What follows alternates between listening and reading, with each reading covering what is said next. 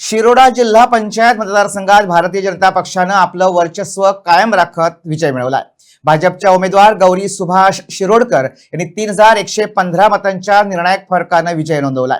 या निवडणुकीत revolutionary Goans party दुसऱ्या क्रमांकावर तर गोवा फॉरवर्ड पार्टी तिसऱ्या क्रमांकावर राहिली आहे। या निकालामुळे शिरोड्यात भाजपची बाजू मजबूत असल्याचं अधोरेखित झालंय। खूप मना खुशी जाता की आज आम्ही बरी लीड म्हणजे 3000 मार्जिन घेऊन आम्ही जिंकले असं।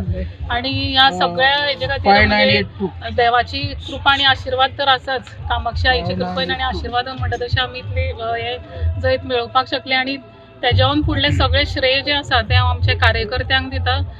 आमचे आमदार असू, आमचे आदले ZP बाब श्री नारायण कामत, आमचे सगळे सरपंच, दोन्ही पंचायतींचे पंच मेंबर्स आणि तेज्या चड म्हणटा तशें आमचे सगळे बुथावयले कार्यकर्ते हेणी सगळ्यांनी मेळून जे कितें काम केलें आणि फाटले 10-15 दीस आमी प्रचार केलो।